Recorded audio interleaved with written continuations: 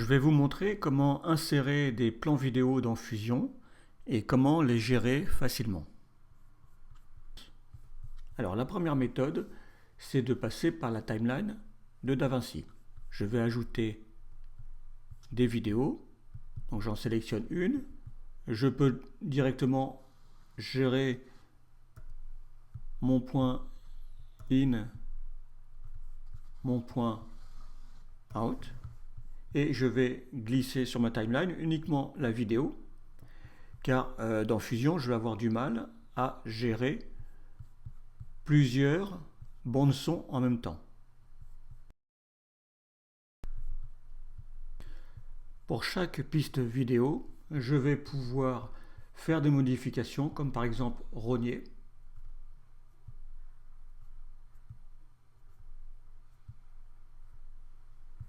Je verrai bien uniquement ma vidéo rognée dans Fusion.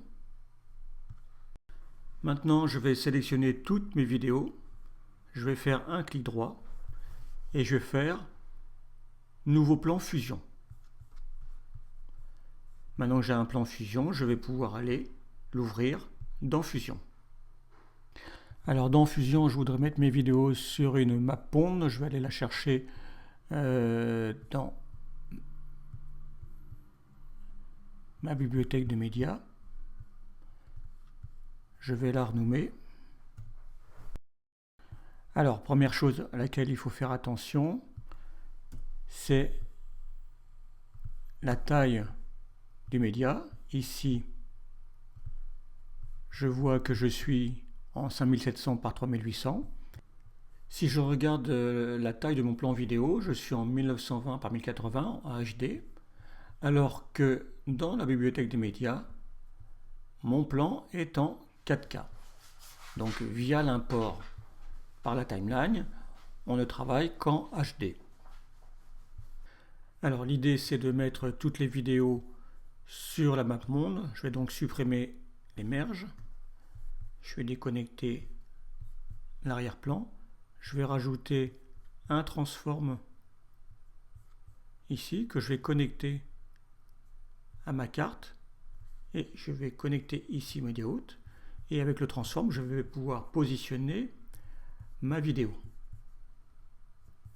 Je vais faire la même chose pour les autres vidéos.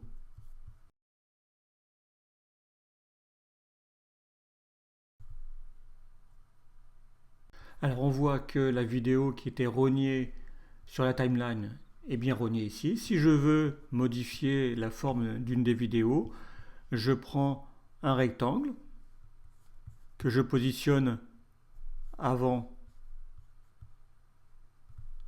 la vidéo, je le connecte et je vais pouvoir jouer avec la largeur, par exemple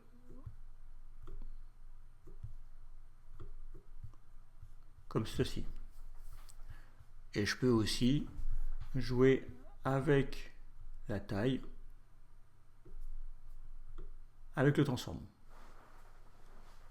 Maintenant, l'autre méthode, c'est d'importer directement une vidéo dans Fusion.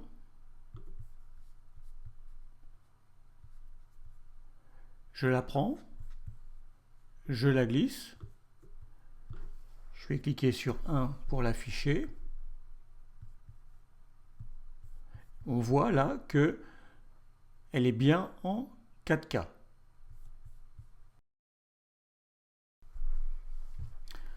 Alors, la première chose qu'on peut remarquer, c'est que le média qu'on a importé, on a importé le plan complet. Et ici, dans l'inspecteur, au niveau image, on a trim, on sait que notre plan fait 125 images. On va pouvoir décaler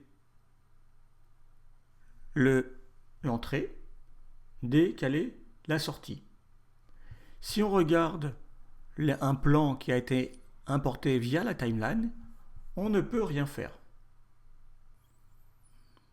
J'ai déplacé le plan vidéo et j'ai ajouté un rectangle pour modifier la forme de la vidéo. Ce que je voulais dire maintenant, c'est que le curseur se déplacent comme sur la timeline et que, en fonction de la durée des plans, ils vont apparaître ici ou disparaître lorsque le plan est terminé.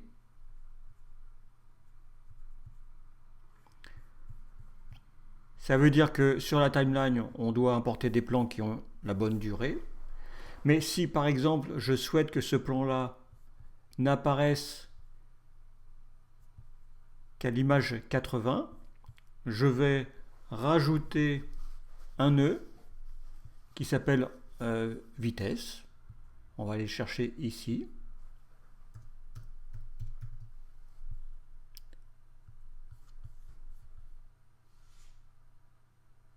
Donc pour ceux qui ont la version anglaise, c'est time speed.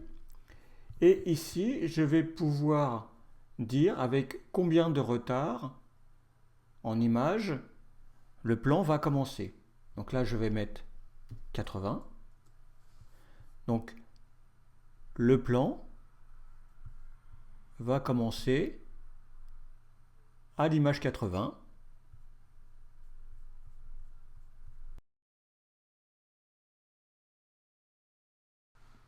Pour les vidéos importées via la timeline, on peut employer la même méthode. Je vais ajouter un nœud vitesse. Je vais par exemple ici mettre 90. C'est la petite vidéo qui est ici. Je fais entrer. Et au départ de ma timeline, la vidéo n'y est pas. Et l'image 90, elle apparaît